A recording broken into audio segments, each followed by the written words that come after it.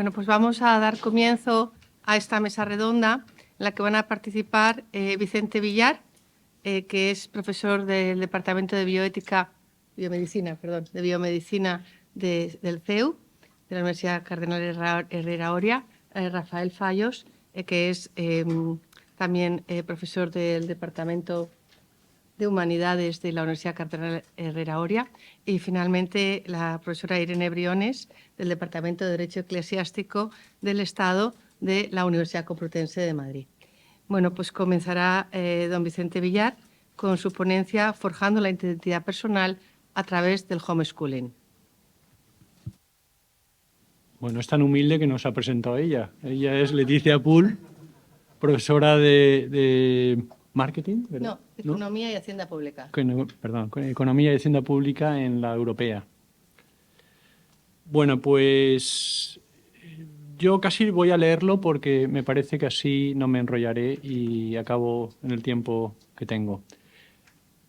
Simplemente decir que esto es de un trabajo que publicamos en una revista recientemente, una revista muy buena, Avant, una revista de Polonia, y es sobre el forjar la identidad personal a través de este sistema educativo, ¿no? Bueno, pues un estudio realizado en el curso académico 2011-2012 por el Departamento de Educación de Estados Unidos muestra la frecuencia con la que los padres eligen la educación en casa. Tengo que decir que me he basado mucho en, sobre todo, dos familias del sur de Chicago que conozco mucho. Yo estuve allí 10 años y me han proporcionado mucho material. Ellos tienen muchísima experiencia porque también, no solo ellos, sino otras familias de ahí, de los pueblos estos del sur de Chicago, se han beneficiado de este sistema educativo. Bueno, pues preocupación por el entorno escolar, 91%. Búsqueda de una asignatura de ética en la escuela, 77%. Insatisfacción con la enseñanza académica, 74%. Búsqueda de una asignatura de religión, 64%. Aquí religión entran todas, ¿eh? Además, en Estados Unidos hay más religiones que habitantes. Búsqueda de una educación no tradicional, 44%. Búsqueda de educación especial, 16%.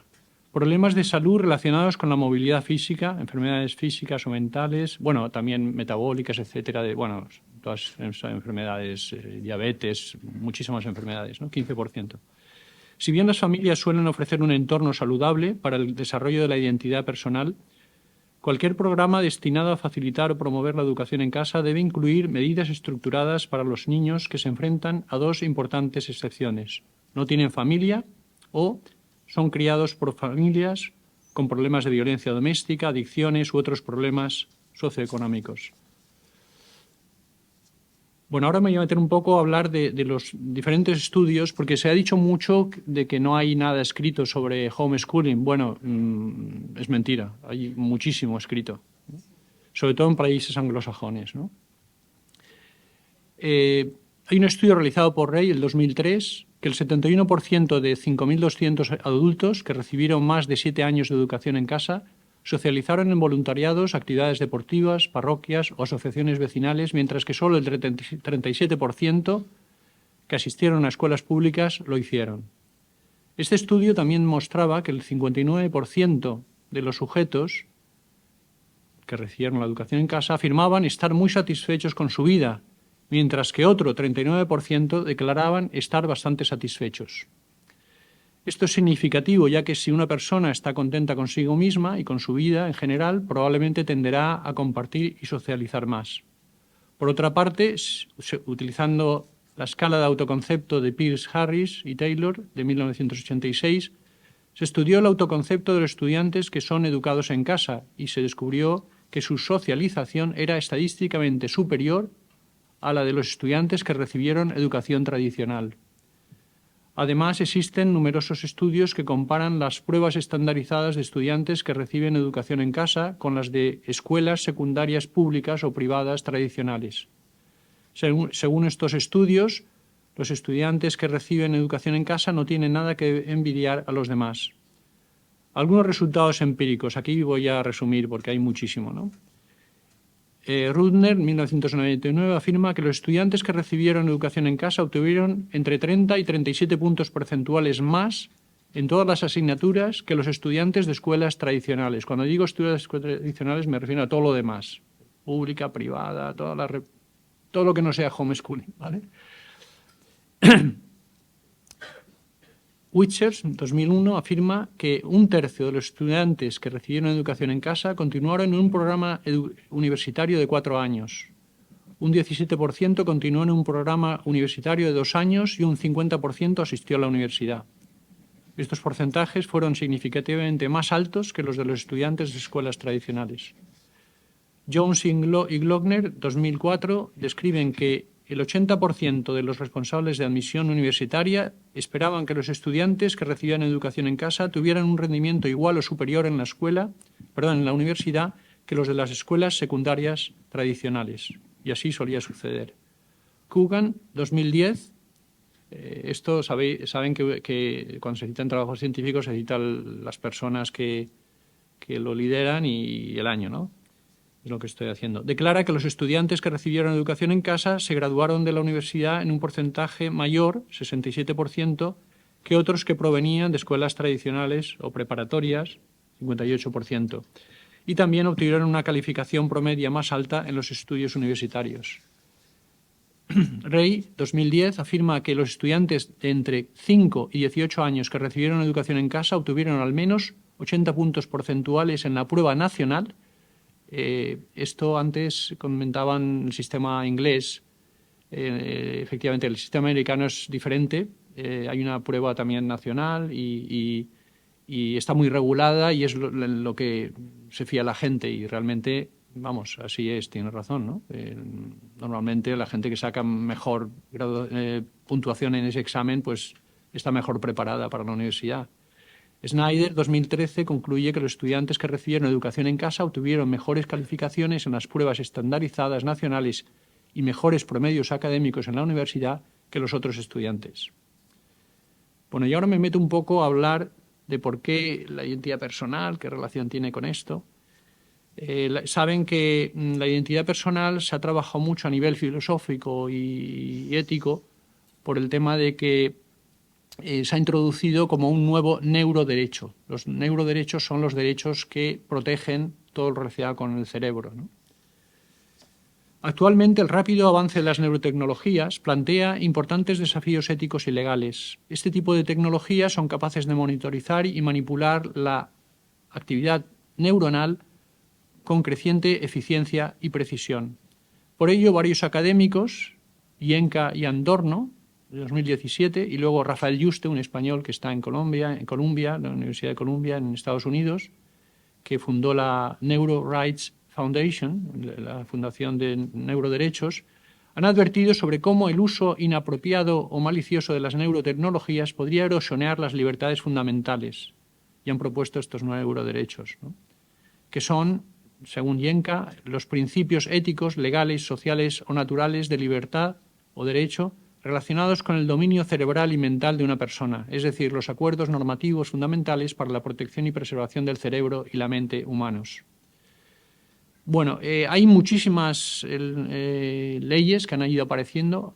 La primera en Chile, luego fueron apareciendo proyectos de ley en Argentina, en Brasil, Francia, las cartas digitales de derechos en España y en México. Bueno, no me voy a extender, hay muchísimo ya de legislación sobre este tema. Actualmente existen dos propuestas académicas principales para los neuroderechos. La primera, de Yenka y Andorno, de 2017, aboga por los derechos a la libertad cognitiva, la privacidad mental, la integridad mental y la continuidad psicológica. La segunda, de la Fundación de Neuroderechos, de Rafael Yuste, aboga por la privacidad mental, el libre albedrío, la identidad personal, él la incluye aquí, el acceso justo a tecnologías de mejora cerebral y la protección contra el sesgo algorítmico. Cabe destacar que, además de la privacidad mental, ambas propuestas coinciden en proponer una forma concreta de identidad personal. Yenka y Adorno dice una instancia especial del derecho a la identidad centrada en el neuroderecho, el neurodesarrollo, que en última instancia tiende a preservar la identidad personal y la coherencia del comportamiento del individuo frente a modificaciones no consentidas por parte de terceros. Bueno, no solo son colocar un chip en el cerebro y dominar a alguien, sino también a través de neurofármacos o a través de tecnologías que hay ahora. Ustedes se plantearán también, bueno, las ludopatías, por ejemplo, ¿por qué ocurren? Pues por este tipo de aparatos que utilizamos, ¿no? La libertad de los padres para elegir la opción educativa que prefieren para sus hijos, y en concreto la de quienes optan por la educación en casa, no está exenta de verse afectada por posibles vulneraciones. Aquí lo dice también el autor, del neuroderecho a la identidad personal. Esto lo dice una persona que tiene una gran relevancia en el tema, el doctor Muñoz. Un claro ejemplo en este sentido es un proyecto reciente llevado a cabo en varias escuelas primarias en el que se utilizaron auriculares de electroencefalografía para monitorizar la atención de los niños en clase. Este uso éticamente inaceptable de las neurotecnologías en menores constituye a primera vista una clara amenaza al derecho de la privacidad mental. Sin embargo, también supone una amenaza para la identidad personal, ya que los niños, al saberse constantemente vigilados, pueden sentirse ansiosos y la coherencia de su comportamiento puede verse alterada por la vigilancia estatal. Afortunadamente, los padres y los niños lograron presionar para detener este proyecto, lo que demuestra la importancia de unas convicciones firmes para alcanzar la libertad incluso en países no democráticos. Sin embargo, la proliferación de las llamadas neurotecnologías de venta directa al consumidor, las llamadas DTC, que no requieren aprobación ni supervisión médica, están fácilmente disponibles para la ciudadanía. Plantea la preocupación de que el uso de dispositivos neurotecnológicos en la educación obligatoria pueda extenderse en un futuro próximo. De hecho, algunos de los neurodispositivos están diseñados específicamente para el entrenamiento cognitivo y para monitorizar o manipular la memoria. Un estudio de Wessler-Reiner de 2019. El uso generalizado de estas DTCs en las escuelas podría erosionar gravemente la independencia familiar y restarles más libertades. La hipervigilancia estatal sobre los niños no solo podría afectar su seguridad y autoestima, sino que también supondría una sustitución abusiva del rol paternal. Además, la manipulación de la memoria podría alterar gravemente la continuidad psicológica y el sentido de identidad de los niños, sin que las familias tengan mucha capacidad de intervención. Por lo tanto, la educación en casa, bueno, tengo que decir que esto, no se preocupen, que esto no pasa aquí, ni creo que pasará, vamos, pero bueno, una revuelta realmente. Por lo tanto, la educación en casa se consideraría una alternativa más que justificada para las familias que no desean una invasión de su libertad para forjar la identidad personal de sus hijos. Afirmamos que la familia suele desempeñar un papel crucial en la definición de los individuos y que la afiliación es el centro de la identidad personal. En definitiva, una guía familiar adecuada que incluya el estilo educativo es decisiva para la maduración cognitiva y emocional de los menores. Por lo tanto, deberíamos considerar seriamente la identidad personal como un neuroderecho crucial para la protección de un desarrollo neurocognitivo saludable. En este sentido, incluir explícitamente la mención de este tipo de desarrollo en las declaraciones internacionales podría ser relevante, como sugieren Muñoz y Marinano en 2024. Quienes proponen explorar una modificación del artículo 6, apartado 2 de la Convención de las Naciones Unidas sobre los Derechos del Niño, que se refiere a garantizar su desarrollo normal, incluyendo el derecho a un desarrollo neurocognitivo saludable. Bueno, y voy acabando ya, porque veo que se me acaba el tiempo.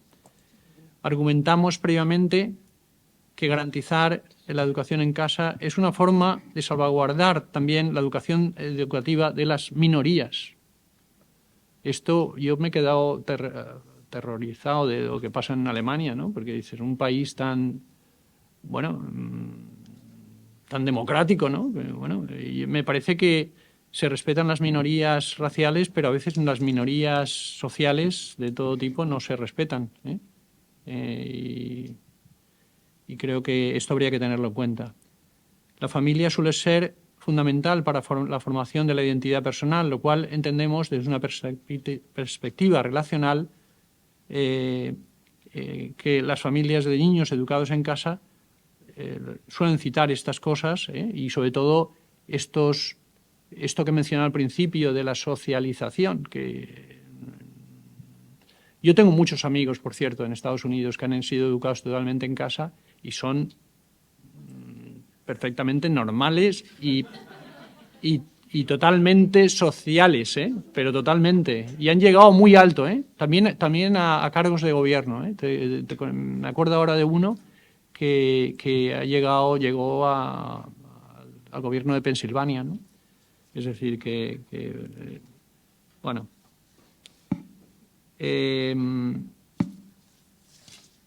Voy a acabar, porque es que si no... Si no, no hablaremos, ¿no? Aunque la educación en casa es una opción minoritaria, creemos que su protección es fundamental para garantizar la libertad de las familias de contribuir a la formación de la identidad personal de sus hijos. Al elegir el tipo de educación que consideren más adecuado, los padres pueden contribuir activa y decisivamente a un desarrollo neurocognitivo saludable para sus hijos y, como sugerencia, basándonos en la perspectiva de que la identidad personal debe considerarse al capacitar al adolescente que se educa en casa, hay un estudio de McQueen del 2019 muy bueno, proponemos incorporar la educación sobre la identidad personal en los currículums como parte de la asignatura de formación del carácter. Y no tengo nada más.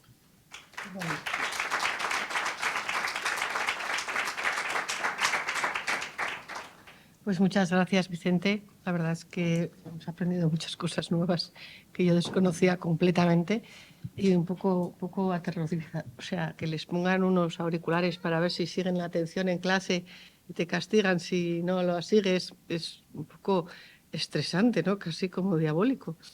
Porque, hombre, una cosa es que se despisten, pero otra cosa es que se sientan vigilados. Bueno, ahora doy la palabra al profesor Rafael Fallos, que va a tratar en su ponencia sobre el fin de la el fin de la modernidad y la nueva educación. A ver. No, eran los... Era el tiempo de... Eran los 15 minutos de que los habíamos puesto aquí. Vale, y ahora te controlo a ti, no te preocupes. Sí. Estaba aquí yo. El chip a todos, a ver si estaba como el Estado controlando al compañero para que se ciñera. Gracias, Leticia, por la presentación. A Vicente y a José Pérez Adán por la invitación a participar en este congreso, del que debo reconocer, pues me ha sorprendido porque yo no soy una persona que conozca bien el tema del homeschooling, pero sí soy padre de familia preocupado por la educación de mis hijos, como Leticia, que además llevamos los niños al mismo colegio y frecuentemente estamos hablando de estos temas, del tema de la educación. Yo les voy a pedir, por favor, un acto de confianza porque soy filósofo y mi línea argumentativa va a ir más un poquitín en lo que ha dicho Aquilino, que es ver un poquitín lo latente, no tanto lo patente, lo que está debajo y que ha dado origen quizás desde un punto de vista histórico y filosófico a lo que hoy estamos viviendo, que es el homeschooling, y que yo creo que nos va a ayudar a entender con cierta, bueno, no digo profundidad, pero sí descubrir ciertas raíces históricas y filosóficas que pueden dar razón de este fenómeno y que nos pueden ayudar a comprender el por qué estamos aquí y ahora discutiendo de esto. En la historia de la filosofía política son conocidos dos grandes modelos de Estado, ¿no? Digamos, el modelo griego antiguo medieval, con dos grandes figuras, Platón y Aristóteles, y el Estado moderno con figuras como Thomas Hobbes o John Locke. Fíjense de mí, voy a hablar, pero yo creo que al final les va a ayudar o nos va a ayudar a todos. Bueno, los griegos fueron los primeros en afirmar que el hombre era un ser social por naturaleza y que esa sociabilidad estaba fundada en nuestra menesterosidad.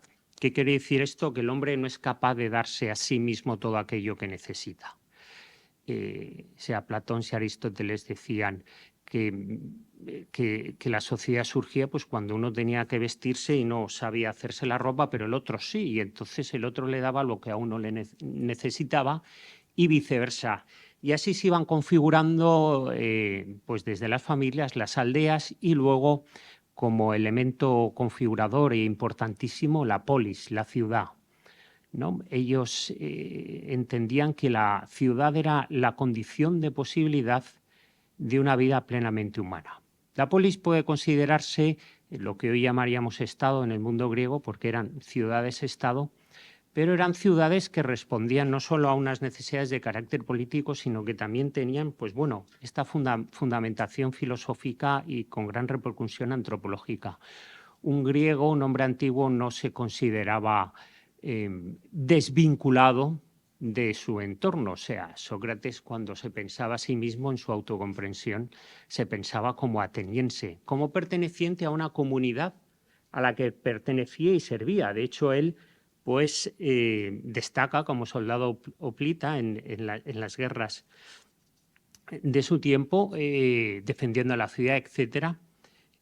Y luego, desgraciadamente, fue condenado por la ciudad y él acepta la condena precisamente porque viene de la ciudad y dice lo que la ciudad dispone para mí. Y lo acusan además de impiedad, de ateísmo y de pervertir a los jóvenes. Los griegos se tomaban muy en serio la educación. Más aún, dentro de ese dinamismo que hemos hablado de menesterosidad, precisamente una de las funciones de la ciudad, además de generar el comercio necesario para una economía de subsistencia, etcétera, era precisamente que la ciudad podía defendernos, nos podía proteger y era el ámbito adecuado para la educación del hombre.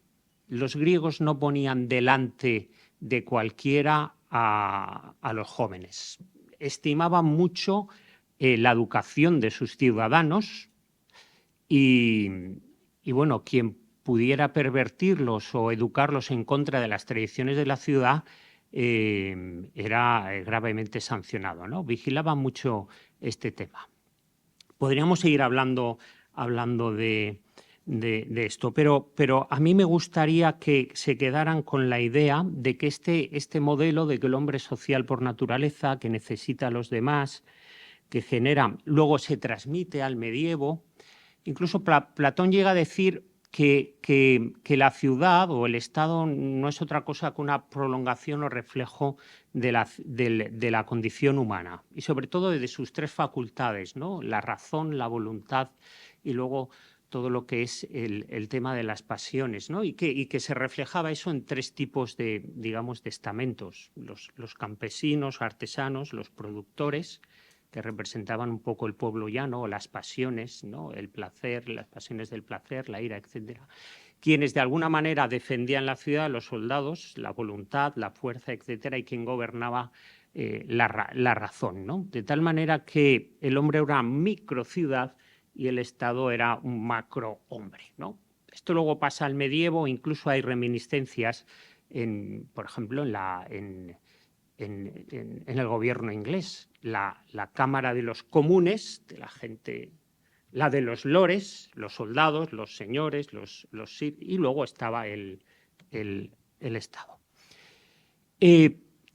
También genera este tipo de sociedad, sobre todo en el medievo, lo que llamaríamos corporaciones o gremios, ¿no? La gente se asocia según sus necesidades, o los carpinteros, incluso llegan en el ámbito de la educación a generar la universidad.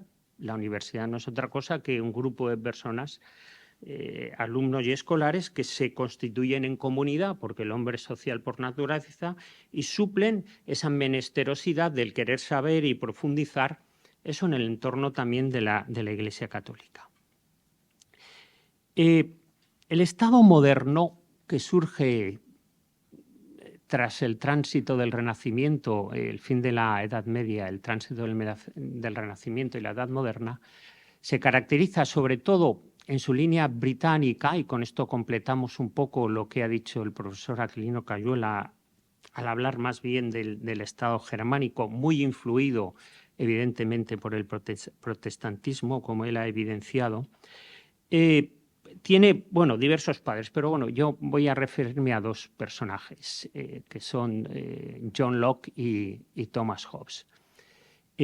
Esto que hemos visto de que el hombre necesita de los demás para poder subsistir y poder darse aquello que no, queda eliminado. Para la filosofía moderna, el hombre vive, o el estado natural del hombre es un estado de guerra. El otro es un enemigo. El hombre, decía Thomas Hobbes, es un lobo para el hombre. El estado natural del hombre, decía John Locke, es un estado de guerra. Y yo lo que tengo que hacer es hacer un pacto de no agresión. Entonces, el Estado moderno surge precisamente, y de ahí la corriente en filosofía política que se llama el contractualismo político, entienden teóricamente que el Estado moderno surge de un pacto de no agresión cuando dos ciudadanos, un grupo de ciudadanos, pactan para no robarse, para no quitarse la tierra, para no estar vigilando, y ceden parte de su libertad y de su soberanía a un tercero, que es el Estado. El Leviatán, decía Thomas Hobbes. El Estado es el que va a controlar que ese estado de no agresión y ese estado de paz y comunidad y de convivencia se cumpla, y quien se salga de él pues venga punido o recluido o penado, ¿no? Bien, aquí tenemos una imagen del hombre totalmente distinta. Tenemos la imagen del hombre totalmente autónomo, que se basta a sí mismo, y tenemos a un Estado que va a sentirse con legitimidad y derecho. ¿Por qué? Porque el ciudadano ha decidido, de alguna manera, renunciar a su libertad. Ha decidido, de alguna manera, ceder parte de sus derechos. Pero hasta tal punto y manera que el Estado, poquito a poco, y si la gente no dice nada, pues va de alguna manera comiendo, interviniendo cada vez más hasta el punto de poder dominar y controlar al Estado. El dominio del Estado sobre los ciudadanos. Bien, a mí me parece que bueno, hay otro punto aquí importante que no he señalado, que es el tema de la autoridad en el mundo antiguo medieval y en el Estado moderno, ¿no? El mundo antiguo y medieval tiene unos grandes resortes religiosos, y no solo estoy hablando del cristianismo, sino piensen ustedes en la condena a Sócrates, los dioses de la ciudad, el no dar culto a los dioses de la ciudad podía hacer que se desentendieran de su protección, y por lo tanto era grave el tema de la impiedad. Y en el mundo antiguo y medieval, digamos que la religión está muy vinculada al tema del poder. Y con ello también la autoridad, ¿no? La autoridad, decía Guardini, la podríamos definir como la obligación de obedecer no tanto por el contenido de la ley, sino por la instancia de la que emana la ley. Y el mismo autor, Romano Guardini, decía que en sentido estricto solo hay autoridad en los padres. Mi hijo me obedece no tanto por lo que le digo, sino porque soy su padre, y el Estado. Y el mismo Guardini decía que esa obligación moral solo puede tener una fundamentación en el sentido de que es una obligación moral de carácter trascendente o religioso. Eso desaparece en el Estado moderno. ¿Y cómo va a hacer el Estado moderno que obedezcamos las leyes? Que además nosotros hemos renunciado, y él está configurando esas leyes para, en fin, él entiende establecer cierta paz y convivencia a través de la fuerza. A través de la fuerza, porque no hay una fundamentación religiosa, no hay nada que pueda obligar. Eso en grado extremo es el Estado totalitario, que ha asumido el papel de Dios, además. Bueno, yo creo que aplicando esto al homeschooling, a mí me parece que es una reacción al Estado moderno. Me parece que el Estado moderno se ha querido meter precisamente en esa cesión de derechos que hemos hecho en responsabilidades personales, ¿no? En aquello que a mí me compete. El Estado moderno ha olvidado, bueno, o no entiende por sus bases filosóficas, que el hombre es un ser menesteroso y que él tiene que tener un papel meramente subsidiario.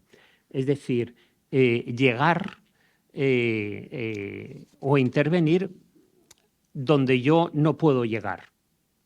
O sea, yo puedo hacer todo esto, pero tú, o sea, tú ayúdame donde yo no llegue, pues ayúdame tú.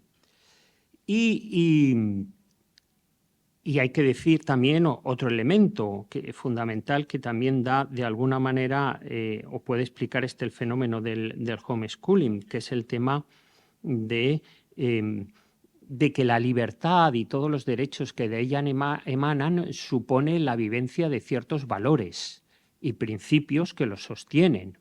Por ejemplo, el derecho que yo tengo a pedir becas implica la responsabilidad de un aprovechamiento serio de mis estudios. Si no, ese derecho o a casarme con quien quiera, pues supone cierta fidelidad y responsabilidad en la relación con la otra persona. Esto no es un juego, estamos hablando, o el derecho al trabajo supone pues, la responsabilidad, es un derecho que se sostiene sobre virtudes, de asumir mis tareas, mis responsabilidades. Bueno, el homeschooling yo creo que tiene mucho que ver con esto. Y además a mí me evoca ciertamente al modelo medieval. Yo tengo el derecho de educar a mis hijos, pero yo no me basto a mí mismo. El Estado debería de... Pero el Estado se está metiendo y se ha metido hasta donde él ha querido porque los padres hemos renunciado a vivir ese derecho a educar a nuestros hijos con responsabilidad. Es decir, ya no vivimos los valores o no se viven o hemos dejado la educación de nuestros hijos en manos del Estado. ¿Por qué es más fácil? Porque ser libre implica una tarea. Porque ser libre te complica la vida. A veces creemos que la libertad es la liberalidad en el sentido de la arbitrariedad. Puedo hacer lo que me dé la gana. No es una libertad de hacer cualquier cosa, sino de una libertad para llevar a cabo lo debido, lo correcto, aquello. Bueno, creo que el Estado moderno y la sociedad actual, sin darnos cuenta, ha renunciado a educar. Y lo que ha surgido aquí es, de alguna manera, el homeschooling, una especie de corporación medieval o de gremio. Es decir, la gente se da cuenta que ella tiene... En primer lugar, se ha puesto al Estado moderno y ha dicho, no, la responsabilidad es mía y no te vas a meter donde yo no te voy a dejar. Yo soy libre y ser libre implica una tarea y una responsabilidad y yo sí que la voy a asumir. La educación de mis hijos es un derecho mío. Y tú deberías, porque para eso estás, deberías proteger cuando es lesionado un derecho o los derechos fundamentales, deberías promover y deberías ayudar a que estos derechos de alguna manera se pudieran ejercitar. O sea, debes de reconocer, Estado, mi derecho, debes proteger cuando mi derecho es lesionado y debes promover el ejercicio de estos derechos. Pero no, lo que haces es comértelo. Y a mí, como os digo, esto me recuerda, lo estaba pensando, a una corporación medieval, como puede ser la universidad. O sea, un grupo de personas que están, digamos, vinculadas por un mismo interés, que es la educación de los hijos, que no se bastan a sí mismas y por eso se reúnen con un fin, que no he hablado de esto, que hace parte del bien común, un bien que nos vincula internamente, no un simplemente interés general, que de esto habla el Estado moderno, que es distinto del bien común, que es algo que nos vincula a todos internamente en razón de nuestra naturaleza humana y que tenemos que de alguna manera, y que de alguna manera también nos vincula en conciencia, que es la educación de nuestros hijos. Por lo tanto, bueno, he intentado dar razón, filosóficamente hablando, de algo que está aconteciendo aquí y que no puedo sino que aplaudir, reconocer y animar, porque me parece que hace justicia a la realidad humana. Muchas gracias.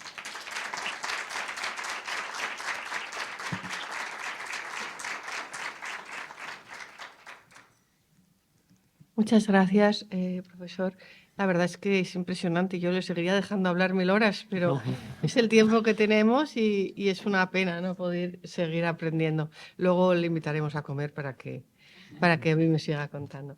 Bueno, pues ahora va a tomar la palabra la profesora Irene Briones, del Departamento de Derecho Eclesiástico del Estado de la Universidad Complutense, con una ponencia titulada Panorama General del Homeschooling en la normativa y jurisprudencia europea y su posible aplicación en España. Irene. Buenas tardes ya a todos. Bueno, va a ser más concreto porque realmente no se puede por el tiempo que tenemos. Yo voy a dar una de cal y otra de arena, lo estaba comentando con mis compañeros y sé que me van a odiar después de lo que diga, pero bueno, es lo que hay, soy jurista. A ver, durante muchos años los defensores del homeschooling siempre han dicho es que desde el principio de la humanidad, como comentaba él, tal, se ha defendido la educación en casa como aquí lo aprendemos todo en casa. Bueno, en casa se aprendía a cazar, se aprendía a cortar la leña, etcétera. Pero yo después de ver la película Le Primer École, que además es francesa y que no es sospechosa de nada raro, sino todo lo contrario, ella era la protagonista, una maestra defensora de la revolución y por eso mataron a toda su familia, etcétera, me he dado cuenta de que realmente sí, en casa se aprende muchas cosas, pero en aquella época realmente solo un enseñante, un maestro podía dar instrucción académica. Entonces ella en una casi como quien dice aldea, le costó muchísimo conseguir que las familias les dijeran a sus hijos no trabajes en las cosas del día a día, las faenas del día a día, y vete a aprender algo, y al final lo consiguió, aunque estuvo a punto de marcharse muchas veces, y llegó un momento en que ese trato individualizado, que no eran más de 10 niños, dio lugar a que ella supiera todo, sus talentos, sus habilidades. Cuando ya pasado un tiempo decía, tú vas a hacer físico, tú vas a hacer esto, tú vas a hacer lo otro, es decir, sabía exactamente hasta dónde podían llegar. Entonces, yo lo que defiendo es el trato individualizado, pero sí me parece que es bueno aprender de maestros. No me refiero en la escuela única y exclusivamente, pero sí de maestros. A ver, me decía José Pérez Adán, habla de política, de derecho, de educación. A ver, las políticas de educación varían significativamente, como todos sabéis, en los distintos países europeos, ¿no? Unos lo reconocen como una opción legítima y es legal, otras es legal pero con fuertes restricciones, otros lo consideran ilegal y otros simplemente dicen es obligatoria la escolarización y ya está. Entonces, salvo que luego haya jurisprudencia, como aquí la famosa del Constitucional 2010, que queda todo claro, no estamos de acuerdo, pero queda todo muy claro, pues no se puede.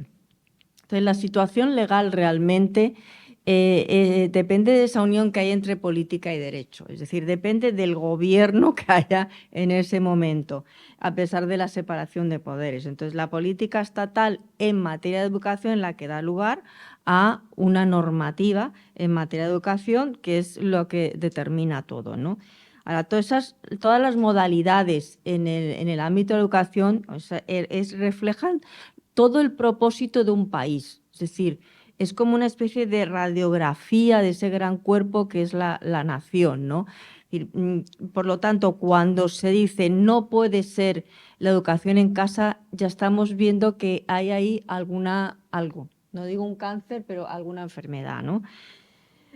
Educar es importante y ojo, o sea, no todos podemos ser homeschoolers, ¿vale? Es decir, educar es importante y efectivamente una persona que no esté educada a largo plazo puede suponer un coste moral, un coste criminal y de financiación pública muy alto, ¿no?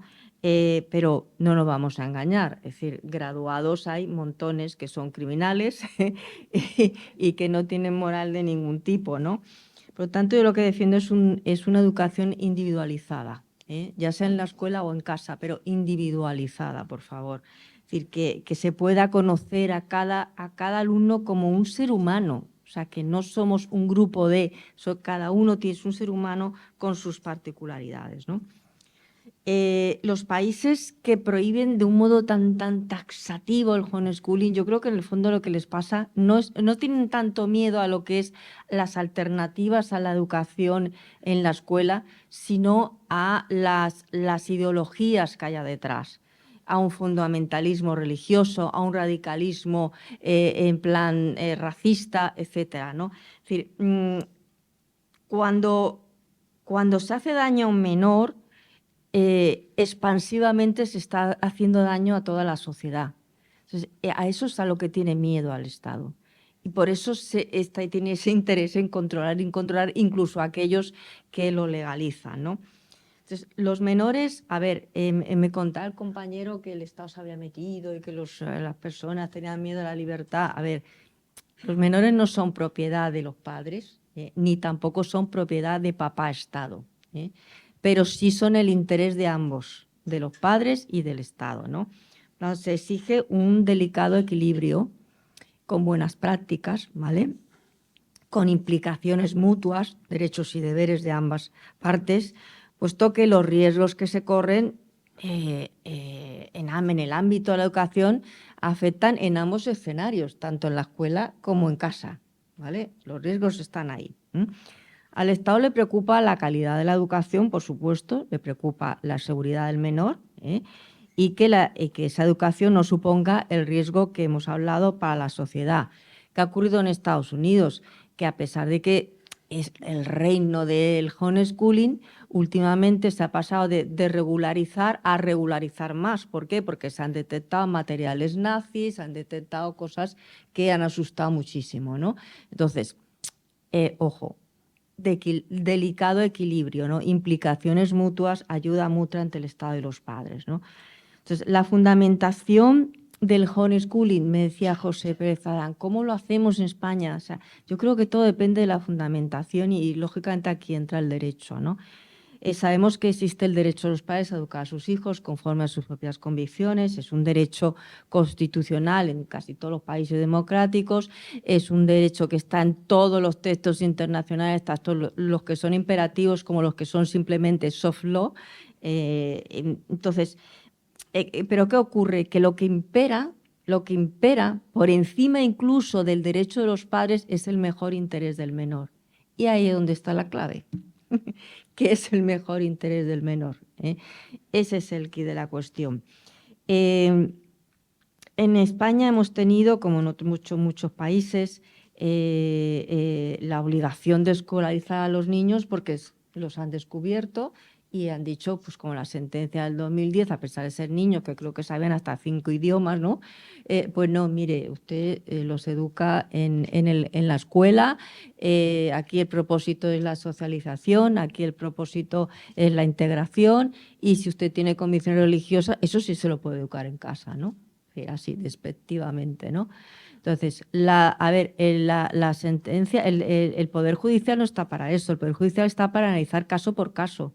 Si aquí hay un triunfo en ese supuesto en concreto, hay un triunfo de la educación en casa, analice usted ese caso en particular, no aplique una norma abstracta, porque el derecho que hay en un decreto, en una orden, en la Constitución, es un derecho general y abstracto, Y para eso están los jueces, para aplicar la equidad, el derecho al caso concreto. Si ustedes ven que en este caso ha triunfado, que la educación es satisfactoria, pero a niveles impresionantes, entonces no pueden obligarles a volver a la escuela, ¿no? Entonces, ahí es donde falla también el derecho en muchos países, pero por supuesto en España, ¿no?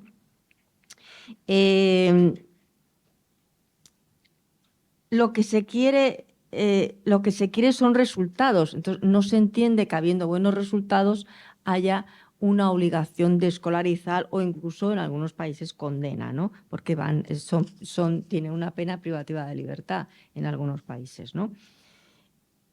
A ver, cuando una mujer se queda embarazada, nadie le dice, tienes que pasar un examen para ver si puedes ser buena madre, ¿no? Y si no lo apruebas, pues abortas o das tu hijo en adopción, pero no puedes tenerlo, ¿no?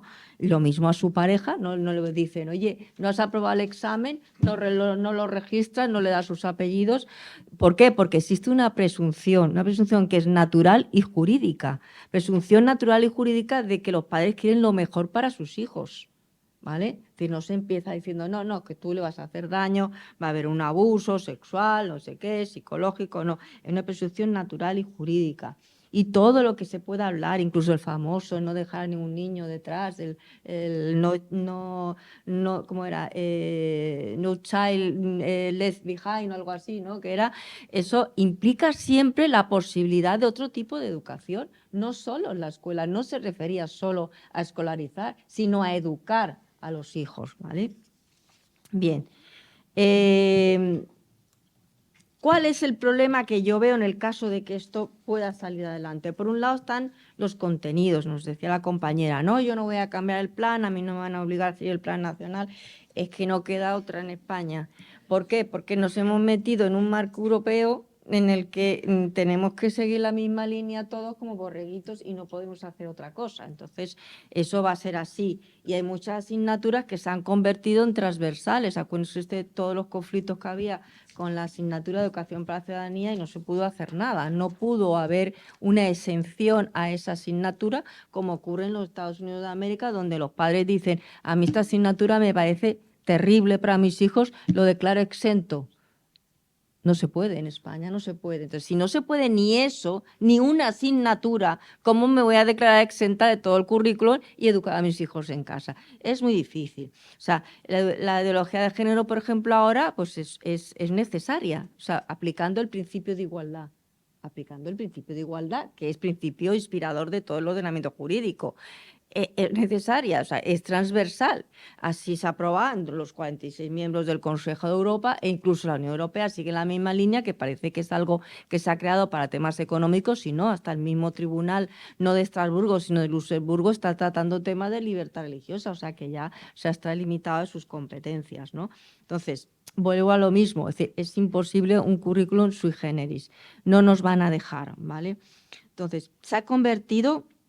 La verdad es que a mí me parece, yo me enamoré del homeschooling porque me parecía una opción súper interesante y bueno, como yo creo que hay que empezar bajo mínimos, ¿vale? Le comentaba compañero, bajo mínimos. Ni siquiera hay derechos que parece que ya están conseguidos. No es que yo sea abortista, pero acuérdense ustedes en el Wade versus Wade, derecho al aborto en Estados Unidos de los años 60, y hace poco la Corte Suprema Federal ha dicho que ni está cualificado ni calificado como un derecho el aborto. Entonces, no vayamos a grandes cosas que no, porque ni eso puede perdurar, o sea, no. Vamos bajo mínimos, vamos a intentar. En España yo no soy especialmente sanchista, pero si algún homeschooler, como dice el que tiene amigos de política en España, está dentro de partidos políticos, por ejemplo, de Cataluña, del País Vasco, ahora que él parece que quiere sintonía, diálogo y convivencia con ellos, pues intenten desde ahí meterlo por comunidad autónoma, por comunidad autónoma. ¿Cómo? Pues una propia ley de homeschooling, puede ser incluso, porque aquí es menos común, pero también hay mucha gente que lo hace por convicciones religiosas. Se está hablando hace mucho tiempo de que la ley orgánica de libertad religiosa en España, que es del año 1980, que necesita una reforma, podría meterse por ahí, ¿no? Como bajo mínimos, estoy hablando de mínimos, de conseguir cositas, de conseguir un pedacito del pastel, ¿no? Pues que fuera una posibilidad, ¿no? Que todas las, por ejemplo, todas las religiones con notorio arraigo social en España, aunque no tengan acuerdo, da igual, si tienen acuerdo mejor, ¿no? Pero los que no tienen acuerdo, que son la gran mayoría, que puedan educar a sus hijos conforme a sus propias convicciones en casa. Es un pedacito del pastel, ¿no? Sería interesante, ¿vale? Objeciones de conciencia. Ojo, pues ¿por qué no? O sea, yo me puedo oponer, puedo ser objetor a todo el plan nacional o asignaturas. Así se hace en Estados Unidos. Hay gente que se opone a determinadas asignaturas y entonces o declaran exento o el flexi, como le llamo yo, ¿no? Unas asignaturas en casa, que son las que a mí no me gusta cómo las enseñan en el colegio, entonces en casa, y otras en el colegio. Entonces es una cosa que yo un poco... Y claro, el homeschooling total lo que implica evidentemente es tratar de un modo tan individualizado a nuestros hijos que podamos atender todos sus talentos, sus capacidades, ¿no? Eso es muy bueno, pero también hay otras opciones. O sea, hay que empezar por trocitos del pastel para llegar a comernos todo el pastel. Y esa podría ser una opción, ¿no? En la objeción de conciencia. Yo me declaro objetor.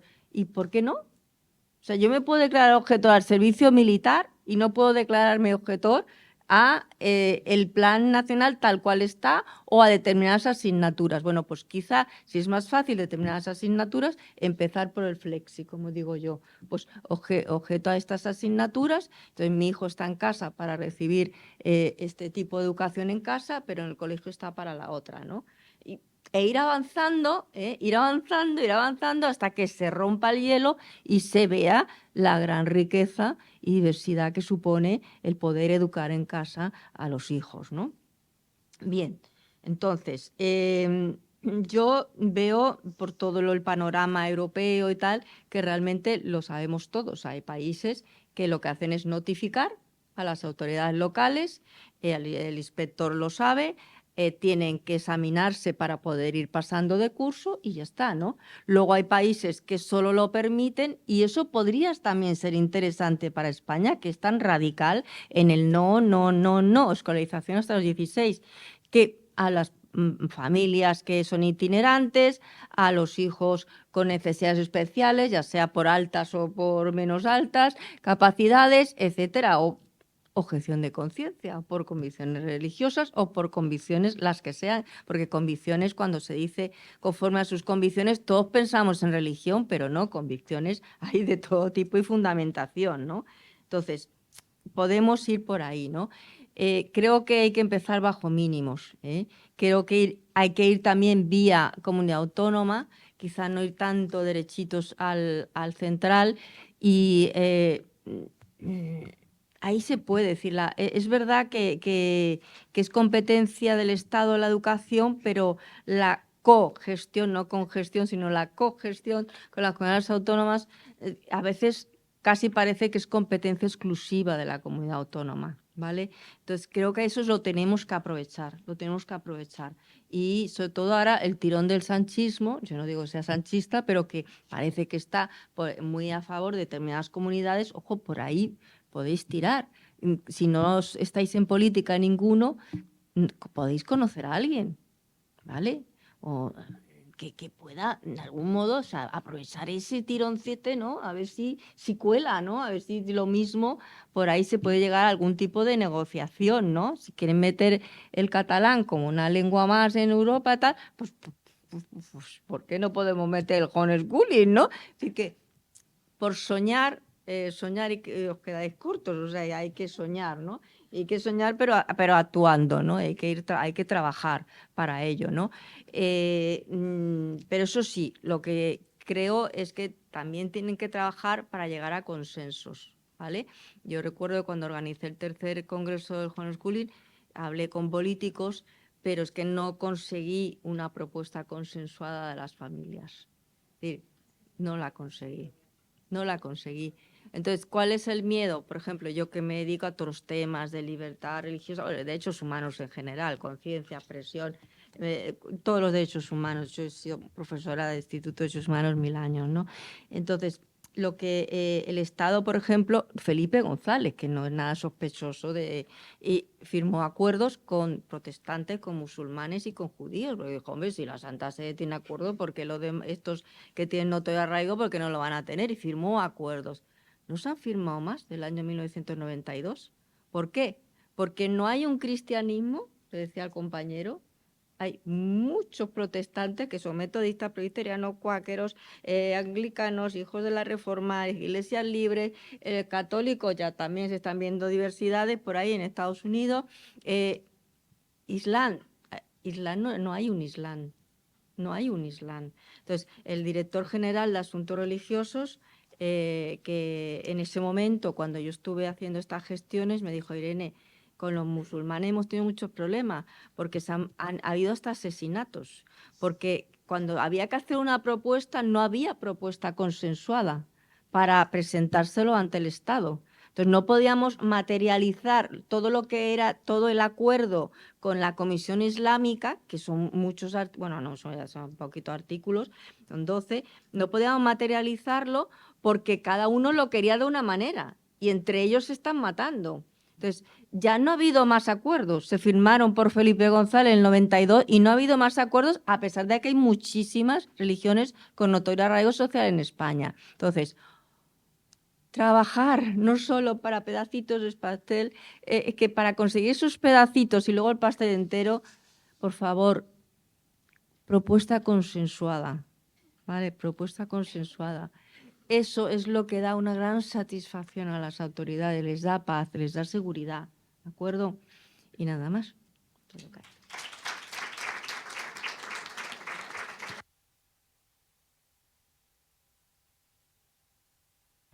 Muchas gracias, Irene. Aquí hemos visto, por un lado, datos estadísticos, por otro lado, la configuración de derechos y, finalmente, el ropaje jurídico que necesitan esos derechos, que lo aborda la profesora Briones. Y ahora es turno de preguntas. Hola, buenos días. Bueno, yo estaría 2 días hablando con ustedes, pero voy a intentar ser muy breve. La pregunta en concreto es para doña Irene. Yo soy abogada, mi madre homeschooler, y mi pregunta es, llevo varios meses pensando que quizás estamos equivocando el foco, porque estamos enfocando el homeschooling como un derecho de los padres, cuando yo creo que el derecho a la educación es del menor, y así lo establece. Pero es un derecho del menor. Los padres tenemos un derecho a educar de conformidad con nuestras convicciones, pero el derecho a la educación, el sujeto, ¿no?, de ese derecho es el menor.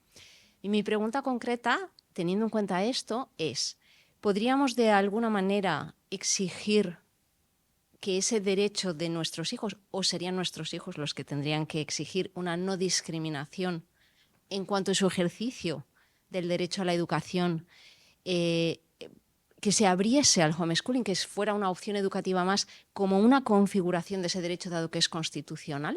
¿Sería viable? A ver, los menores, como bien sabes, hasta a los 14 se les puede escuchar, ¿verdad, Jorge? Pero realmente cuando les hacen caso es a los 16.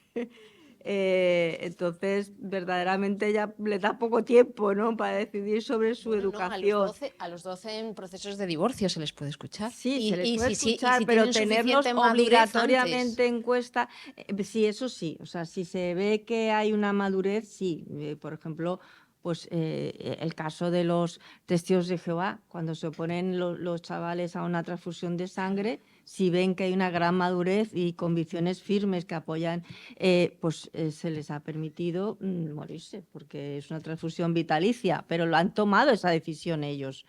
Entonces, podría ser que se permitiera a partir de una edad, pero claro, queda muy poco margen, Entonces, pero sí, podría ser que pudieran ellos disfrutar de unos breves años de la adolescencia en su casa, pero eso es más complejo. Después de haber vivido en el mundo escolar, adaptarse a la educación en casa, lo mismo no es tan fácil. No, pero quizá podría ser un precedente, ¿no? Sí, por supuesto, ¿no? Igual que se les deja tomar una decisión tan grave como esa, no tener una transfusión que le puede salvar la vida, porque piensa que pierden la vida eterna, exactamente igual, pues como no van a poder ellos decidir sobre su educación. Evidentemente podría ser también una vía, sí.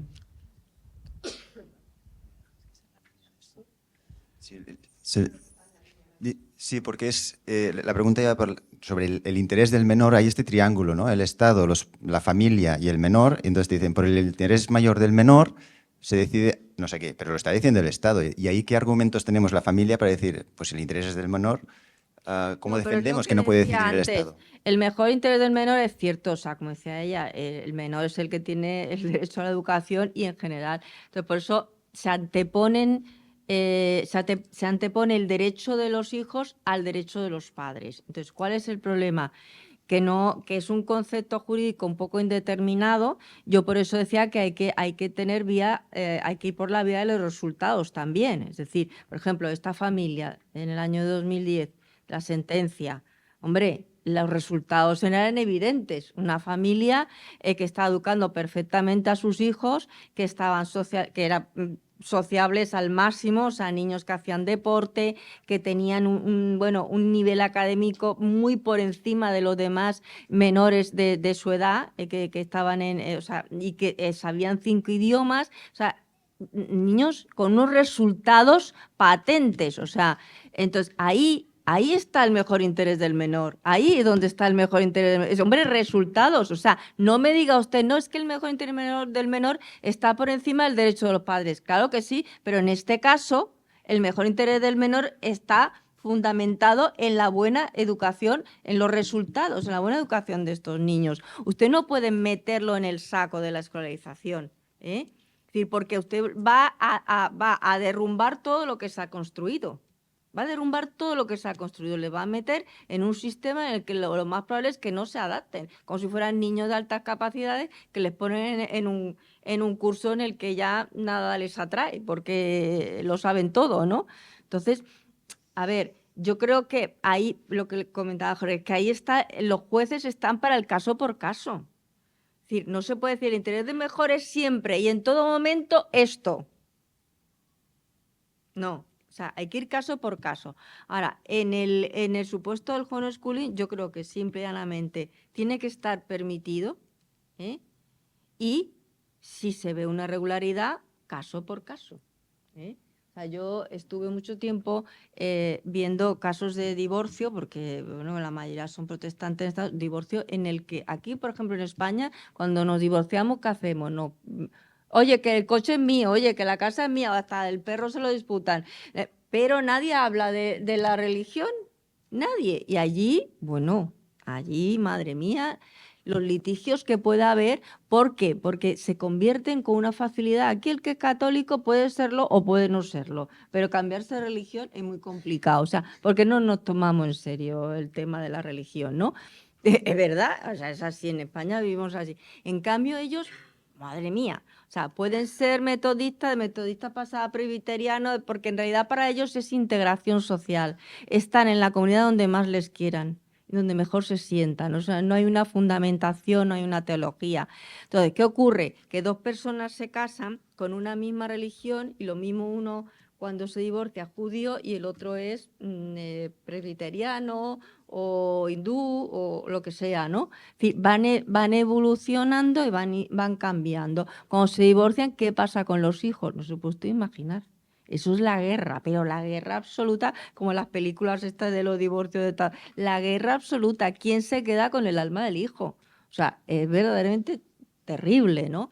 Bueno, pues ahí es donde está el mejor interés del menor. Entonces, el mejor interés del menor para los norteamericanos, primero, es complicado en temas de religión porque hay una neutralidad en materia estatal, igual que ellos no se pueden implicar en materia de religión, el Estado tampoco en España. Hay una neutralidad en materia religiosa, ¿no? Pero segundo, ¿quién puede decidir qué es lo mejor para el menor? En este caso estamos hablando de religión, que no puede meterse el Estado, no puede implicarse. Pero en general, ¿qué es lo mejor para el menor? Ahí se les escucha a los hijos. Da igual la edad que tengan, da igual que el derecho diga que realmente a los 16 es cuando pueda tener un consentimiento para relaciones sexuales, para lo otro, que a los 14 ya se les pueda escuchar, que no, aunque tengan 3 años y casi no puedan ni hablar, o 5 o 7 se les escucha.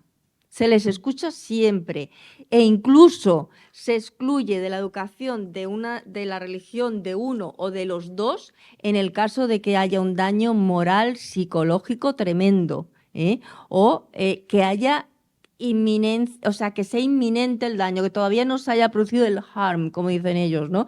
¿De acuerdo? Entonces, es así, o sea... es el caso por caso y es el ver el daño, o sea, el daño inminente o el daño que ya se ha producido, ¿no? Pero no, en Estados Unidos no se dice, oiga, ustedes no pueden creer en Dios. Si creen en Dios no tengan hijos, que luego vienen las guerras. No, permitan ustedes el homeschooling y cuando venga la guerra deciden caso por caso, a ver si ha habido un daño, si... Claro, pero claro, no la presunción natural y jurídica de que los padres van a velar siempre por lo mejor para sus hijos, aunque no hagamos siempre lo más acertado, eso existe.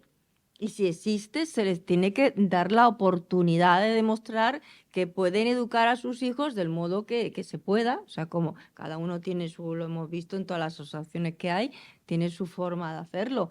¿Qué más? Buenos días, buenas tardes. Gracias por su asistencia. Voy a intentar también ser breve. Por alusiones, cuando ha dicho la compañera el currículum, que me empecino, ¿no?, en que no haya un currículum, le cuento que yo he sido 15 años maestra. He intentado ya ese cambio de sistema. O sea, he estado 15 años dentro luchando por ello, pero he sido madre. He sido madre y he visto que el sistema va tarde para mis hijos. Es decir, yo he intentado, me he dado contra la pared 15 años y ahora soy madre y ya no me da tiempo a cambiar el sistema. Mis hijos ya están aquí. Entonces, cuando habla usted de que es partidaria del trato individualizado, para mí lo que yo vivo es que es la única manera que yo tengo de educarles es esta, ¿no? Educarles en casa. Me parece que hay profesionales maravillosos en las escuelas, los he tenido de compañeros, pero también he tenido otros que no lo eran tanto, como por ejemplo la película esta que ha comentado usted, que no la he visto, que la veré, pero me parece un poco peligroso ya decirle a un niño de pequeño que va a ser físico, que va a ser, eso es un poco, porque ya es echarle como un la losa, ¿no?, al niño. No les decía tú vas a hacer esto porque te lo digo yo, sino que ella viendo su talento, Sí, sus talentos como que porque tenía. se ve, a uno le gusta hacer esto. Claro, ¿no? claro. O sea, se ve la obsesión que tienes de pequeño por algo y el talento que tienes. Tú puedes querer ser lo que sea, pero luego no tienes talento. Pero ella tenía esa intuición, además que convivía con ellos. O sea, es que realmente era como una homeschool. Porque eran 10 nenes en un sótano, o sea, porque hasta lo que intentaron que fuera una escuela la quemaron, ¿no? Entonces, y claro, ya era, pues como tú conoces a tus hijos, lo cual no significa que luego ellos, desde su libertad, tomen otras opciones. Está claro. Luego, cuando comentaba el tema del equilibrio, ¿no?, que tenemos que encontrar un equilibrio entre el Estado y los que pretendemos esta libertad de enseñanza, yo creo que por eso estamos aquí, ¿no?, buscando ese equilibrio. Entonces, ya mi pregunta directa, bueno, partiendo de que considero y doy por hecho que todas las familias estamos siendo responsables, conscientes, que partimos de esa base que usted comentaba de que ya somos padres pues, con una educación detrás, ¿no?, y que podemos transmitirla. La pregunta directísima es, si le damos esa propuesta consensuada, ¿usted nos puede ayudar a llevarla, a elevarla donde sea, donde podamos?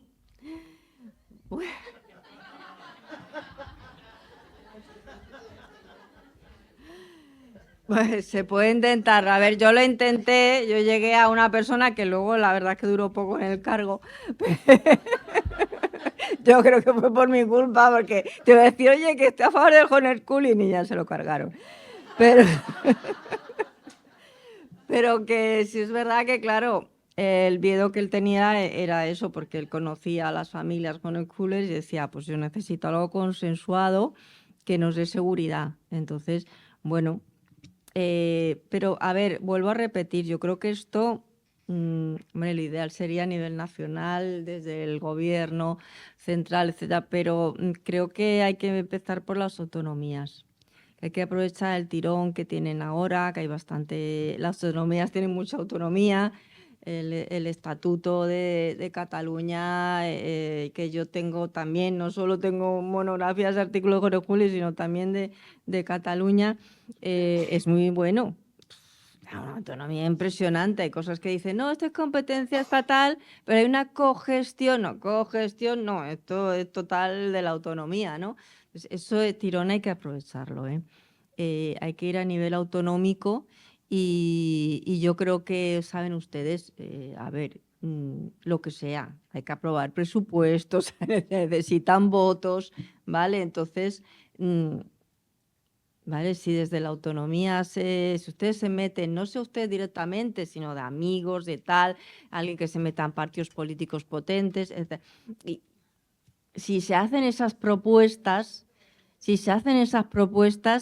el gobierno central, con tal de conseguir votos, es capaz de lo que sea. ¿Vale? Entonces, ojo, aprovechen el tirón. Y yo creo que sí, pero claro, si no hay esa fuerza, luego están los movimientos de ciudadanía. También otra opción sería, por si ustedes conocen, pues tú, por ejemplo, que has estado 15 años, dices, si se conoce gente del sector de la educación, de la escuela, no de la educación, sino de la escuela, que estén a favor del homeschooling, eso también sería una opción. Que los mismos profesores de escuela hicieran una propuesta junto con las familias homeschoolers diciendo, avalamos esto, lo avalamos. Estoy de acuerdo, pero pensemos en nuestros bisnietos en este caso. Ya. No, ya, pero es que a ver, yo he ido, creo que estuve aquí en el primer congreso, estuve en Navarra, organicé el tercero y ahora estoy aquí y estamos en el mismo punto. Y entonces, por eso digo, si no se llega a los políticos no hay nada que hacer. Y por eso, pero también es verdad que ellos lo que quieren son votos. Entonces, tenemos que ver qué es lo que tiene más peso. ¿Vale? Entonces, desde donde haya más peso y más empuje, ahí hay que estar. Entonces, por un lado, compañeros del sector de la escuela, compañeros de políticos, o sea, etcétera, etcétera. Es decir, política, educación, política, educación, política, educación. E incluso, si conocen economistas que estén metidos en política, mejor, porque la economía... Vale, buenas tardes. Quería primero agradecer esta fantástica mesa. Me ha parecido muy interesante todos los puntos de vista, todas las ponencias. Yo me llamo Iriat, soy mamá de 2 niñas, unschooler, no homeschooler, unschooler, y soy ingeniera informática pro tecnología. ¿Sabes? Entonces, ya he soltado el órdago, ¿vale? Tengo para los 3 ponentes, incluso para la moderadora.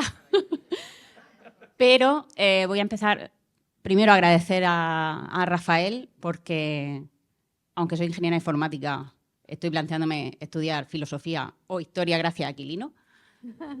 De verdad que me parece alucinante. Y agradecerte que hayas puesto en palabras bien expresadas lo que yo siento y que la libertad es un acto de responsabilidad.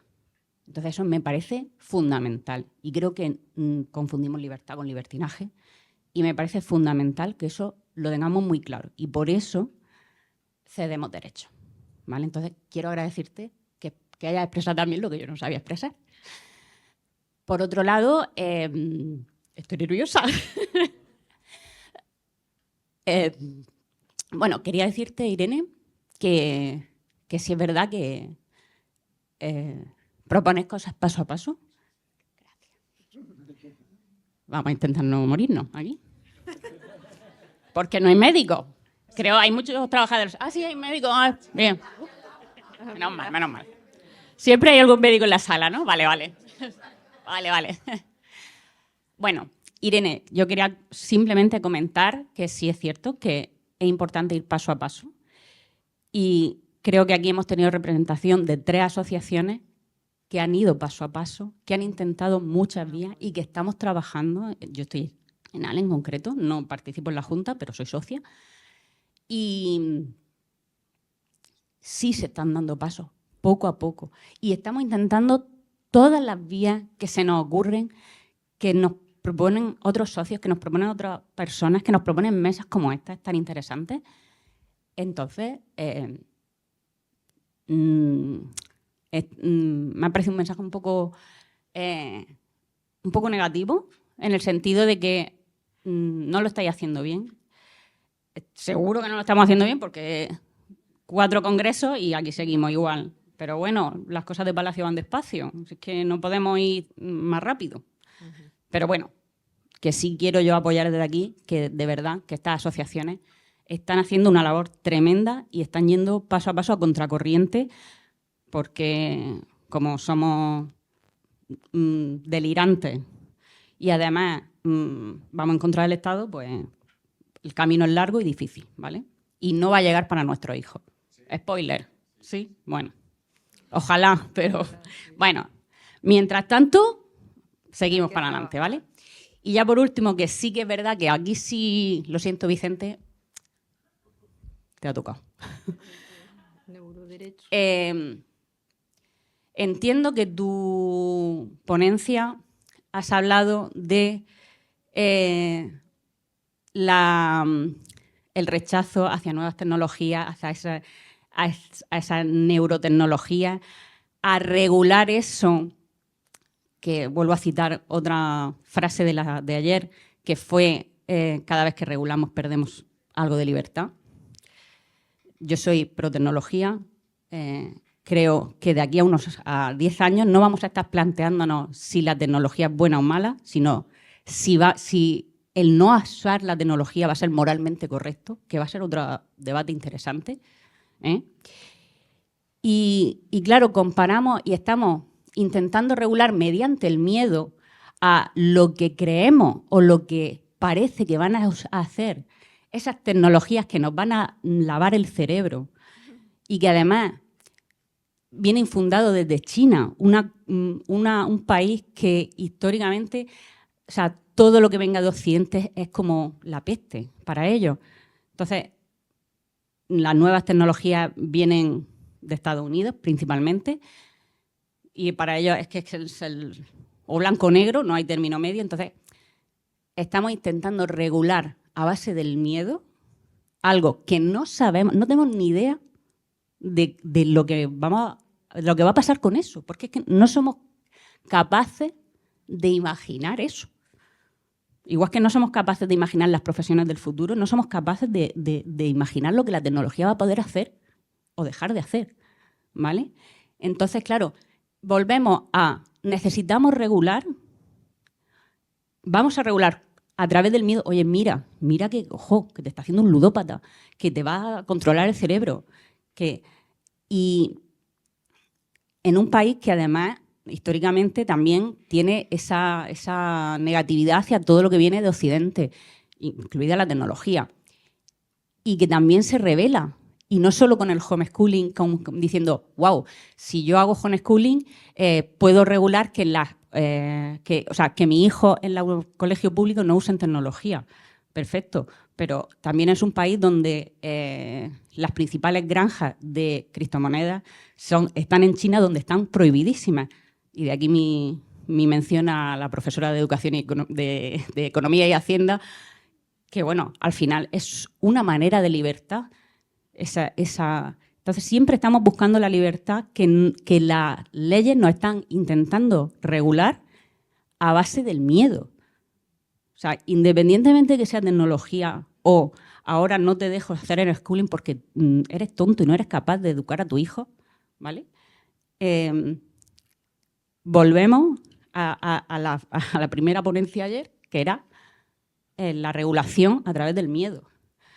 Entonces yo creo que hay que tener cuidado con esos mensajes que se dan porque en pro de regular ciertas cosas o permitir ciertas cosas estamos lapidando otras. Y, ojo, homeschooling guay porque así no usas la tecnología malísima. Ojo con la tecnología que te va a matar. Bueno, entonces quería exponerte aquí. Si esto es como todo, es una herramienta. Ya está. Si igual que enseñamos a usar bien el cuchillo, pues hay que enseñar a usarla bien. Pero que el debate no va a ser ese en 10 años. El debate va a ser si es moralmente correcto dejar de usarla. No usarla, dejar de usarla. Cómo la tecnología te va a permitir ciertas cosas y si no la usas, ojo, porque le estás quitando la posibilidad de vivir más años, de tener otro tipo de educación, o sea, tú dime a mí que un neurotransmisor que ahora lo ves que te va a controlar el cerebro, pero el que tenga Alzheimer y no pueda moverse o tenga Parkinson, si ese neurotransmisor no le ayuda a tener una vida, no lo va a usar porque te controla el cerebro. Ojo, el debate va a ser distinto de aquí a 10 años. Y bueno, creo que me he playado demasiado, pero bueno, que quería agradecerlo y que no sigamos inculcando miedo, ni legislando, ni inculcando el miedo, como ha dicho mi compañera María José antes, que hay esperanza, pero que tengamos cuidado con los mensajes que transmitimos. ¿Vale? Gracias.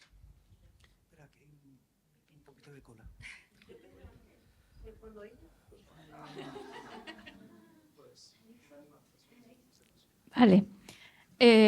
Bueno, muchas gracias a toda la mesa. En las mesas, no solo en esta, sino en todas, es como que he echado de menos un poco la historia reciente de España. Quiero decir, comparamos con otros países, vemos que ha habido una evolución a lo largo de la historia, larga historia de la educación, pero también la historia reciente de España como que nos ha marcado también, ¿no? Cuándo hemos tenido acceso a la educación, quién ha tenido acceso a la educación y en qué momento, cómo se ha luchado contra el analfabetismo.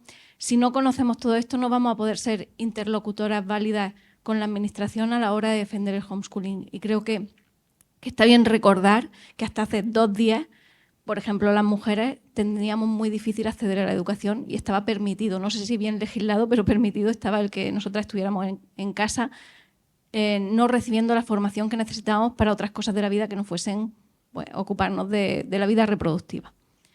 Entonces, recordar esto ayuda a poder argumentar mejor, solo como apunte.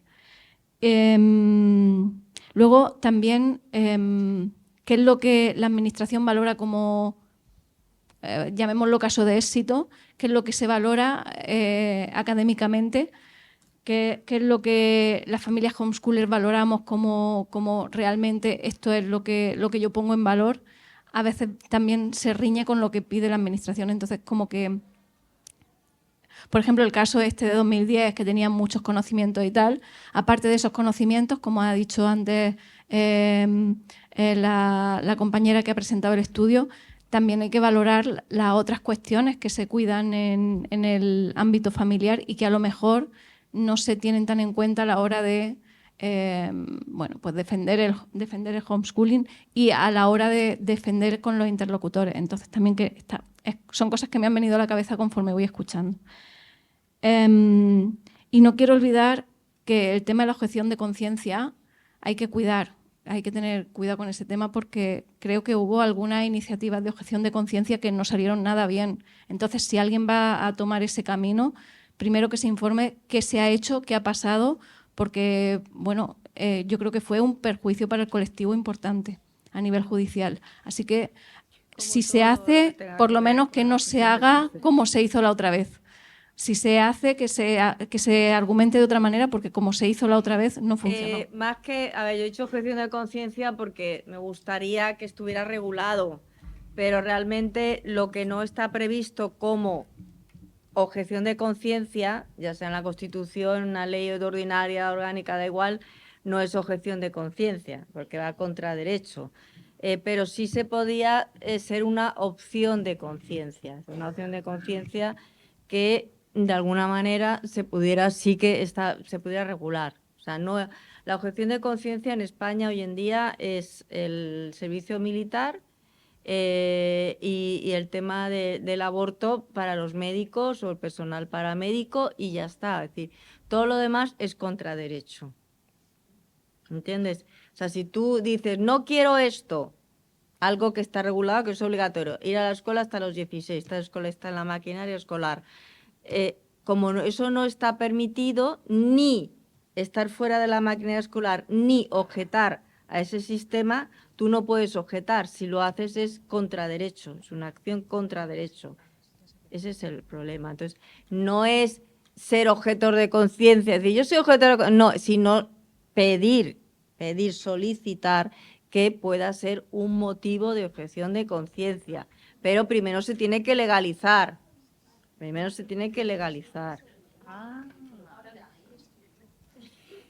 Podría también empezarse por ahí, o sea, adolescentes ya que demostraran su madurez, o a partir de los 16 años, adolescentes, que no sean todavía mayores de edad. O sea, adolescentes que lo supliquen. A ver, yo hubiese tenido mejor talento, mejor oportunidad, mejor esto, tal. Claro. Claro.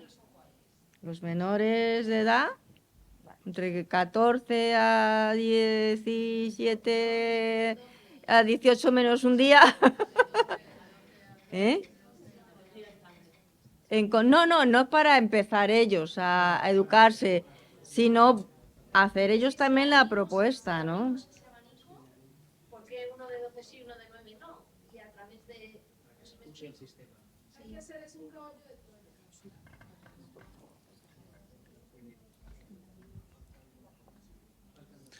Sí, bueno, muchas gracias por las intervenciones.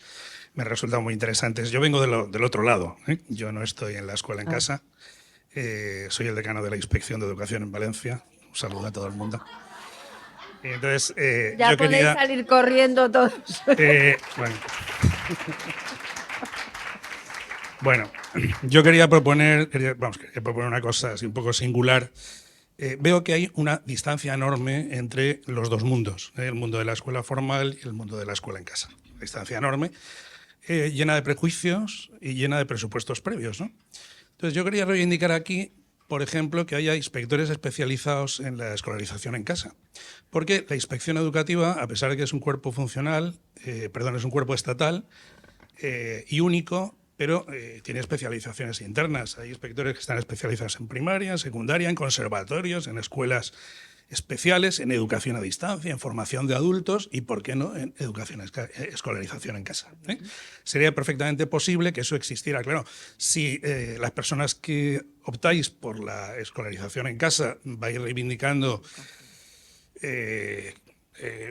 algo que puede interpretarse como un enfrentamiento, difícilmente se van a abrir puertas, ¿no? Si lo que yo quiero es que, mire, yo quiero que el Estado me supervise, pero dentro de mi realidad y de mi singularidad, ¿no? Bueno, ¿cómo se puede llegar a esto? Y me interesa mucho la opinión de la mesa por si lo que digo es alguna tontería, ¿no? ¿Cómo se puede llegar a esto? Porque evidentemente este es un paso ni siquiera intermedio, es un paso muy lejano, porque solo es posible si la normativa legal permite aceptar la educación, la escolarización en casa, como hoy se acepta la escolarización de adultos o lo que se quiera, ¿eh? Bueno, entonces, en ese sentido, desde mi punto de vista, solo es posible, y estoy totalmente de acuerdo con la jurista, solo es posible si se regula a nivel estatal el derecho a la educación, permitiendo la escolarización en casa como una opción legítima. No hay otra opción, ¿eh? No hay otra opción porque en el momento que el Estado aceptara esa opción, se regularía de la forma que fuera. ¿Esto sería posible? Bueno, el sistema educativo actual, con permiso de que me extiendo 2 minutos, el sistema educativo actual en los últimos 30, 40 años ha pasado de una escolarización memorística basada en conocimientos, básicamente en repetición de conocimientos, bueno, que establecen unas estructuras mentales, pero no necesariamente un sentido crítico ante la vida, a el planteamiento último del sistema educativo actual que está basado en las competencias básicas. Es decir, hoy los maestros ya no programan según currículos cerrados, sino según currículos abiertos que pretenden conseguir que el alumno, cuando termine la escolaridad obligatoria con 16 años, haya adquirido una serie de competencias. Yo creo que ese es el elemento clave para intentar que la opción de la escolarización en casa tenga sentido, porque el asunto es negociar con el Estado. Oiga, mire, yo soy capaz de conseguir lo que usted quiere en la escuela, pero en mi casa. Los mismos objetivos porque queremos lo mismo. Mi pregunta es, ¿sería posible aceptar que el Estado evaluara las competencias conseguidas por los niños que no están en la escuela, sino que están en una escolarización en casa? ¿Podríamos llegar a acreditar que nuestros alumnos son tan válidos como los del sistema formal porque consiguen las mismas competencias? Porque en este sentido, fijaros lo que os digo, ¿no? Si antes las asignaturas eran muy rígidas, ¿no? Muy rígidas. De 9 a 10 matemáticas y a las 10 daba igual que estuviéramos encantados con las matemáticas, que a las 10 y 5 había geografía e historia, ¿no? Ahora ya no es así, incluso en primaria hay una asignatura nueva de 3 horas a la semana que se llama proyectos interdisciplinarios. Es decir, bueno, pues juntamos matemáticas con conocimiento del medio y hacemos una cosa que sea de interés, ¿no? Oiga, eso es lo más parecido que se puede hacer en una familia, ¿eh? Entonces, hay que buscar puntos de unión para que el Estado no perciba el modelo de la escolarización en casa como una amenaza. Claro. Y para que entendamos que el objetivo del Estado y el objetivo de las familias que no quieren escolarizar es exactamente el mismo: conseguir ciudadanos libres, autónomos y con espíritu crítico. Yo no sé.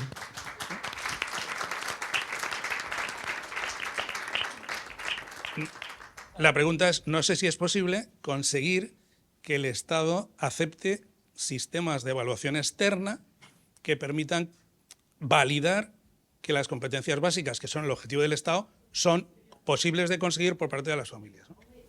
Pedro, yo creo que ahora mismo el acceso por libre a la ESO con 18, si igualamos la edad de ese acceso por libre a cuando los menores escolarizados terminan a ESO, a las personas que están siendo educadas en casa, la mayor garantía de que se ha adquirido ese nivel competencial es la superación de ese acceso por libre a la ESO a la misma edad que todos. O sea, Estado, déjeme usted demostrarle a través de este acceso libre, sería un mínimo, ¿no? A los 16 que cumplen mis hijos, ¿a los 16? Perdón. ¿Lo han superado? Eso es un éxito. Ya está, ahí ya tenemos esa libertad, esa prueba, ¿no?, del Estado. Entonces, ese para mí sería el inicio, ¿no? El bajar la edad de ese acceso libre, igualarla con los escolarizados, y esa sería la mayor prueba. Pero coincido en que, claro que sí, hay que trabajar en ese sentido, ¿no? En quizá mostrarlo no desde la confrontación, sino desde nosotros queremos esa adquisición competencial, y sigo diciendo que la ley de educación ahora mismo, con todo lo que ha abierto a nivel de evaluación, adquisición de competencias, es que lo que se hace en el cole se puede hacer en casa perfectamente. Gracias. Luego hay un tema también de economía, que no sé si, perdón por acaparar la atención tanto, pero doy ideas, ¿no? Es decir, hay un tema de economía, por ejemplo, cuando un padre escolariza a su hijo en un colegio privado, nadie le quita los impuestos que está pagando por un colegio público concertado. Es decir, todos pagamos una educación libre, voluntaria, o sea, gratuita para nuestros hijos, pero hay personas que, aun pagándola, no la usan, que son los que se llevan a sus hijos a un colegio privado. Esto se entiende, ¿verdad? Sí. Vale. Oiga, mire, no solamente yo le digo algo que es legítimo, sino que además le digo algo que es barato. Es decir, yo no voy a escolarizar a mi hijo, se ahorra usted puestos escolares, se ahorra material escolar, se ahorra sueldos de maestros, porque yo me hago responsable de la educación. Y ni siquiera le voy a pedir que me reduzca impuestos, cosa que sería completamente legítimo. Es decir, un sistema de verdad, de libertad de elección sobre la libertad de enseñanza, que es un derecho constitucional, artículo 27.1, no desarrollado, la libertad de enseñanza lo que debería plantear es, oiga, lleve usted a su hijo donde quiera, y si no le cuesta a usted dinero, le devuelvo yo el dinero que no se gasta en el Estado. Porque estaría muy bien que usted dijera, a ver, evalúe este, porque esto el BBVA lo hace muy bien en unos análisis que tiene. ¿Cuánto cuesta el puesto escolar en España? X. Como yo no lo uso, devuélvamelo en mis impuestos que pago, ¿no? Y déjeme que me lo gaste yo en lo que quiera, ¿no? Pero por eso ya sería llegar muy lejos. Pedro, bueno, yo esta última propuesta me encanta, me parece que es el cheque escolar y que es una opción, yo creo que la más equilibrada para respetar la libertad de los padres, sobre todo su economía. Pero tenemos que terminar. Así que vamos a clausurar esta mesa y vamos a cerrar esta mesa y vamos a dejar la clausura. Bueno, clausura no. ¿Esto funciona? ¿Ya está? Es que tenemos que respetar el horario laboral de la gente que trabaja aquí, tenemos que irnos. Entonces, pues yo quiero agradecer a todos los que habéis venido, muy bien. Quiero agradecer también a la institución, al CEU, que nos haya dejado la sala. No siempre es fácil organizar un congreso sin fondos, pero por lo menos aquí lo hemos hecho y alguna otra vez también. O sea que fe. Y luego, hablando de fe, algunos me han preguntado por aquí, ¿qué hace un señor tan mayor como tú en un sitio como este? Pues es que tengo fe en la libertad. Y con fe en la libertad se puede llegar a muchos lados. Y yo estoy seguro de que llegaremos, incluso para tus hijos también. Hace falta fe. Razones nos sobran. Y hemos visto muchas veces que las razones no sirven. Pero con fe lo conseguiremos. Si tenemos fe en la libertad, yo creo que haremos un gran servicio, no solamente a nuestros hijos, sino a toda la sociedad. Muchísimas gracias a todos y sigamos con ello.